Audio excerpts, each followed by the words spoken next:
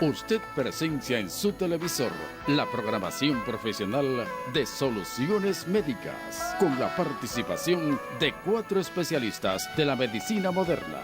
Soluciones Médicas a la carta, para orientarte siempre. Silence takes over,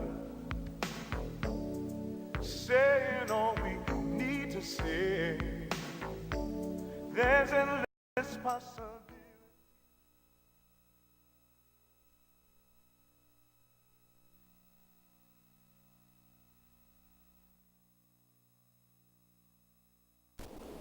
Bien, muy buenas tardes, amigos televidentes. Sean todos y todas muy bienvenidos a una entrega más de su programa Soluciones Médicas, salud educativa al más alto nivel. En la tarde de hoy le damos la excusa de la doctora Espinal, ya que, como ustedes sabrán, febrero es el mes de la jornada de microtrasplante de pelo y está inmersa en los invitados internacionales que tiene y lo que va a ser esa jornada que se llevará a cabo durante todo el mes de febrero en el Hospital Metropolitano de Santiago. Así que las excusas de la doctora Espinal y vayan nuestros saludos hasta donde quiera que ella esté. Tenemos un programa variado para cada uno de ustedes. Tenemos un comentario acerca del VIH-Sida y los estragos que está haciendo en la sociedad dominicana. Nuestro tema principal, el plato fuerte de la tarde, vamos a estar hablando de una patología que afecta a 20 de cada 100 mujeres en nuestro país, como son los miomas, los famosos fibromas que conocemos en el pueblo. Es nuestro plato fuerte. Ya nuestro invitado, el doctor Adriano Pérez, está en cabina, así que no se muevan de ahí, que tenemos un contenido variado, educativo y edificante para toda la familia. Soluciones Médicas, salud al más alto nivel, ya está en el aire. Usted presencia en su televisor la programación profesional de Soluciones Médicas, con la participación de 4 especialistas de la medicina moderna. Soluciones Médicas a la carta, para orientarte siempre. Silence takes over, saying all we need to say. There's endless possibility. Bien, buenas tardes. Ocurrió una noticia que nosotros vamos a estar en el programa Soluciones Médicas. La DGCIT y la Cámara Junior Internacional, la DGCIT, que es la Dirección General de Control de las Infecciones de Transmisión Sexual y SIDA, y la Internacional firmaron un convenio para llevar un programa de educación a toda la población dominicana acerca de la prevención del VIH y SIDA. Nosotros sabemos que hasta ahora lo único que tenemos para combatir el SIDA es la educación. Y decimos la educación porque en un país donde 65,000 personas viven actualmente con el VIH y se calcula que unas 35,000 personas vivan con el virus de VIH y no lo sepan. Por lo tanto, nosotros debemos llevar una campaña masiva de educación a fin de orientar a la población de cómo prevenir el VIH-Sida, y cuando el paciente ya tiene la enfermedad, entonces educarlo a fin de que ellos puedan entender que vivir con VIH y SIDA no es estar condenado a la muerte, ya que la calidad de vida de los pacientes con VIH-Sida ha mejorado de forma alarmante con el uso de los fármacos retrovirales. Hay una noticia que nos apena mucho, y es que la semana pasada se dice que muchas madres parturientas con VIH-Sida están dando a luz hijos positivos al VIH-Sida, y esto no debiera ser. Hay un programa de medicamentos en las mujeres embarazadas a fin de que los niños de estas madres que viven con el VIH-Sida no salgan con la enfermedad, no se contagien con la enfermedad, y que lo que nosotros llamamos la transmisión vertical no se dé. Por lo tanto, es importante la educación para estas madres, ya que muchas veces estas madres esconden la enfermedad por el hecho de estar embarazadas, porque desconocen, ignoran que su criatura puede nacer sin VIH, puede no nacer marcado con el VIH-Sida.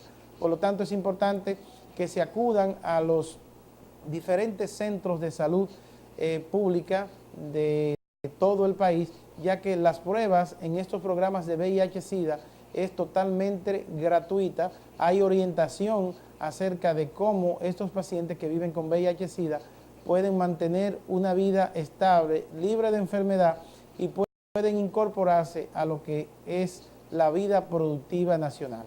Así que yo creo que mientras más educados estamos acerca de esta enfermedad y mientras más educados estamos en cuanto a los programas que existen en nuestro país para que estos pacientes que viven con VIH-Sida puedan tener y llevar una vida normal, mejor va a ser. Y no solamente eso, sino que vamos a prevenir la enfermedad y vamos a evitar y vamos a impedir que esos casi 100,000 casos de VIH-Sida que tenemos en el país, de personas que viven de forma continua y rutinaria con el VIH-Sida, no se sigan propagando. Continúen con Soluciones Médicas, salud educativa al más alto nivel. Usted presencia en su televisor la programación profesional de Soluciones Médicas, con la participación de 4 especialistas de la medicina moderna. Soluciones Médicas a la carta, para orientarte siempre. Silence takes over. Bien, amigos televidentes, aquí estamos con nuestro plato fuerte de la tarde y ya contamos con nosotros en el estudio con el doctor Adriano Pérez, quien va a estar hablando de los miomas. Los miomas, llamados fibromas, también se le puede llamar fibroma y que la población general lo conoce como fibroma, son tumores de músculo liso que aparecen en las mujeres en la cavidad uterina y se ha descrito hace cientos de años, el más grande de todo, de unos 60 y algo de kilos, 68 kilos, casi y lo que podríamos decir que son 138, 140 libras. Doctor Pérez, buenas tardes, bienvenidos a Soluciones Médicas y contento de tenerle por aquí una vez más. Sí, muy buenas tardes. El tema de hoy vamos a hablar ya, como dijo el doctor Manassés Peña, mimatosis uterina, que es una de las patologías más importantes de la cual las mujeres acuden a nuestra consulta. Normalmente una patología que puede pasar imperceptible porque no tiene una sintomatología abundante, pero que es una de las causas que después que se descubre, por la cual las pacientes visitan mucho el ginecobstetra. Bien, ¿qué son los miomas y por qué nosotros vemos que hay una alta incidencia? Muchas mujeres dicen que generalmente cada vez que se hacen una sonografía, la mayor parte de las mujeres salen con miomas. ¿Qué son los miomas y por qué es tan abundantes los miomas en nuestro país? Bueno, si nos imaginamos el útero, para que lo puedan entender, podemos imaginarnos el útero de la forma de una tallota o podemos imaginarnos el útero de la forma de un aguacate. Imaginemos que a ese aguacate le quitamos la parte central, la semilla, nos queda una capa externa que sería la cáscara, nos queda una parte central que sería la masa del aguacate y nos queda una capita interna que sería la cascarita, el residuo que queda de esa cascarita o de la semilla. Okay. Entonces, en esa parte muscular, en esa parte, bueno, aquí tenemos unas imágenes, esos nódulos que se ven aquí son miomas que se pueden formar, aunque no una imagen completa del útero, pero las diferentes partes donde podemos ver los miomas. Y como vemos, en la parte, lo que sería la masa del aguacate, si nos imaginamos como un aguacate, es que podemos presentar esos nódulos, que son más que tumores benignos. Muy difícilmente los tumores tipo mioma se pueden malignizar. O sea que es difícil que uno de estos miomas pueda convertirse en cáncer. No se puede decir que no, pero en todos los estudios que se han hecho, lo más cercano a malignización es que cuando se presenta concomitantemente o conjuntamente con los sarcomas de útero. ¿Dónde son más frecuentes los miomas? ¿En qué edad son más frecuentes? ¿Qué tipo de raza es más frecuente que nosotros encontremos esta patología? Bueno, desde hace mucho tiempo se habla de que es una patología de la edad fértil. Es más frecuente en las mujeres que están entre los 30, 40 hasta los 50 años, aunque también se ha estudiado que aumenta el porcentaje por encima de los 50 años, en algunas puede llegar hasta un 70%. O sea que normalmente está entre un 30 y un 40% en la paciente de edad fértil, pero en pacientes que sobrepasan los 45, 50 años puede llegar hasta un 70%. Es más frecuente en mujeres nulíparas, en mujeres que no han parido, en las mujeres que ya han parido. Sí, el mioma tiene la característica de que es una entidad que se asocia a las hormonas y entonces en pacientes que no han tenido embarazo, el paciente que no se ha embarazado nunca, es mucho más frecuente. Aunque en pacientes que se puede encontrar en cualquier paciente, porque el paciente que a veces uno entra o nunca ha tenido un diagnóstico de miomatosis uterina y uno entra a una cesárea puede encontrar el mioma. O sea que toda mujer puede tener en algún momento un mioma. Y de por sí se han hecho sin número de necrosias en pacientes que han muerto por otra causa y se han encontrado miomas. Bien, ¿hay alguna relación entre lo que son los miomas y la genética? O sea, es probable que veamos hijas de madres que han tenido mioma que también sufran de miomas. Etiológicamente se han estudiado sin número de causas. Sí se habla de que, por ejemplo, la raza negra es mucho más frecuente, la aparición de miomas, sí, pueden haber factores genéticos y se habla de otros diferentes tipos de factores y sustancias que podemos utilizar en algún momento que podrían exacerbar la aparición o aumentar la aparición de mioma en las pacientes. ¿Hay algunos síntomas específicos? ¿Qué síntomas tienen esta paciente que presenta mioma? Por lo general, ellas van y eso se descubre de forma casual o por lo general sienten algún síntoma, van quejándose de algún dolor o alguna otra sintomatología. Bueno, la miomatosis uterina tiene la característica de que es como ya dijimos, son tumores benignos que muy difícil tienden a malignizarse. Entonces, causan importancia o tienen una importancia clínica cuando sobrepasan o cuando son de gran tamaño, sobrepasan los 5, 8, 9, 10 centímetros. Algunos autores hablan de los 5 centímetros, otros hablan por encima de los 10 centímetros. Y también va a depender del lugar específico del útero donde se puede encontrar el nódulo miomatoso. La gran mayoría de las pacientes, el diagnóstico es casual, una sonografía que se hicieron por un dolor, se hicieron porque tocaba evaluación y normalmente uno en las consultas para complementar el diagnóstico pide una sonografía, sea transvaginal o sea pélvica, suprapúbica, y en ella se puede visualizar el núcleo miomatoso, pero a menos que el mioma sea de importante tamaño o esté, bueno, pues tenemos los miomas submucosos, que son los que pueden causar sangrado, y la paciente ya esté presentando algún tipo de trastorno en la menstruación, entonces es muy difícil que ella pueda sentir molestia por el mioma mental. O sea que muchas veces no podría no da síntomas. Normalmente no da síntomas. La miomatosis uterina, a menos que sea muy grande, que comprima. Tenemos mioma, hablamos ahorita de que se han encontrado miomas hasta de 70 kilos.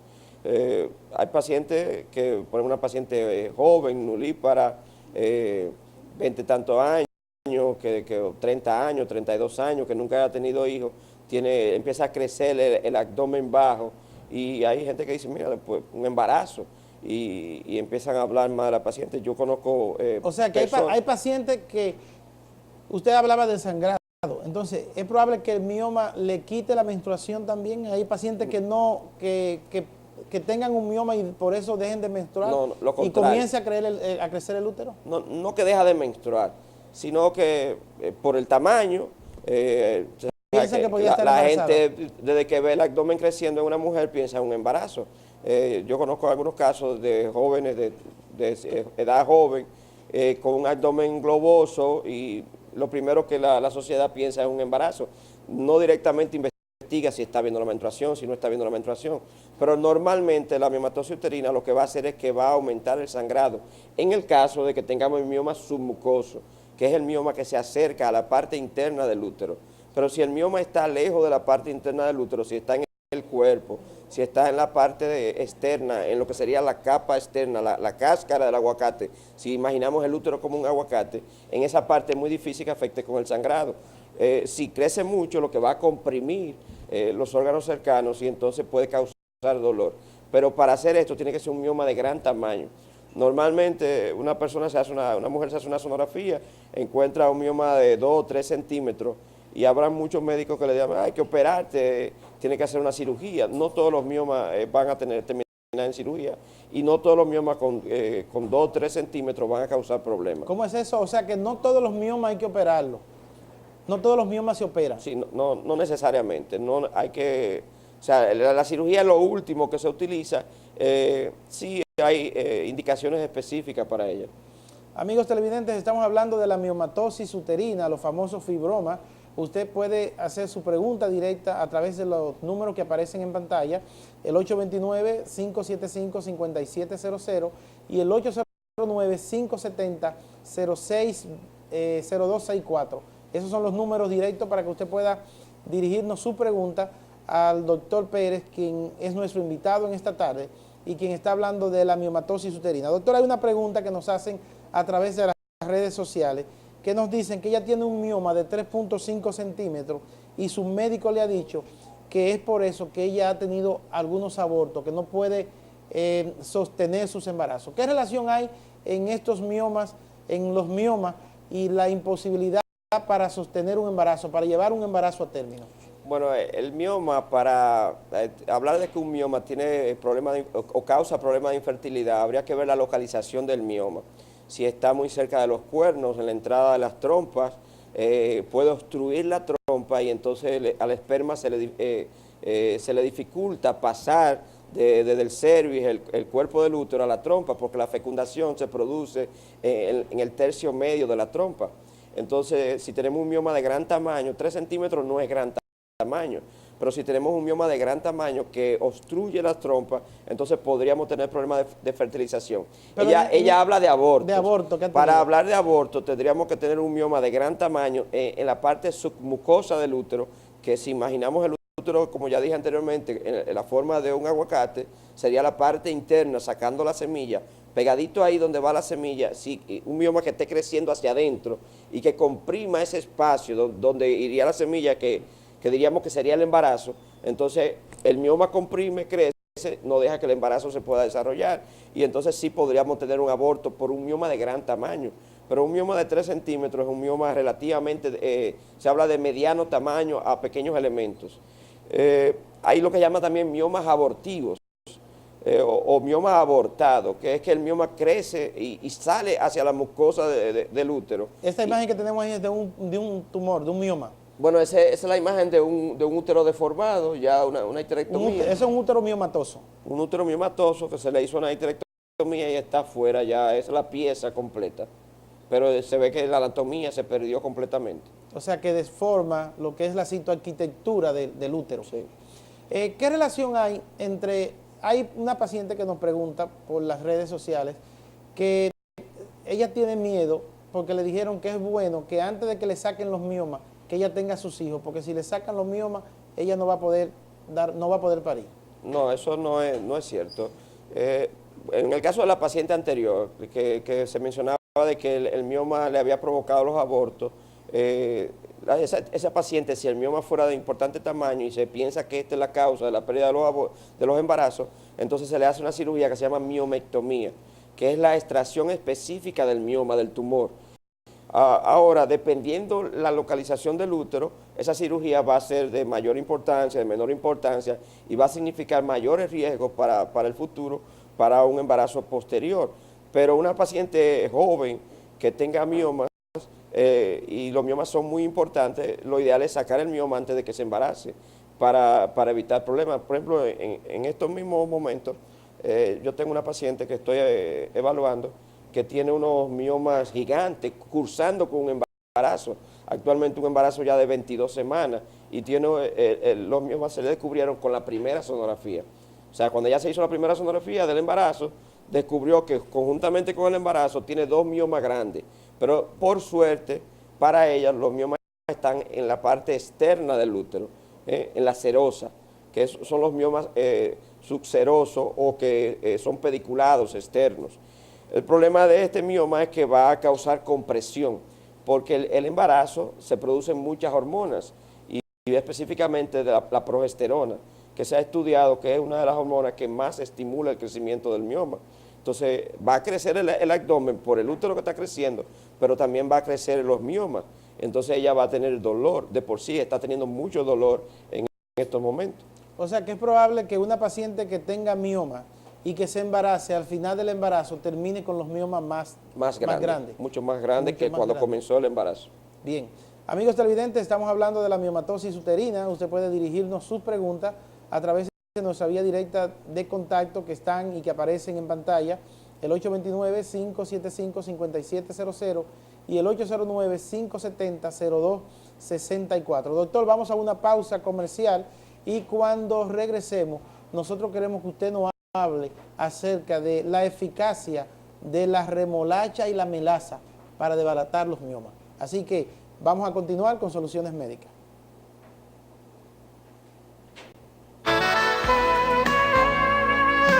Usted presencia en su televisor la programación profesional de Soluciones Médicas con la participación de 4 especialistas de la medicina moderna. Soluciones Médicas a la carta para orientarte siempre. Silence takes over, saying all we need to say. There's endless possibility.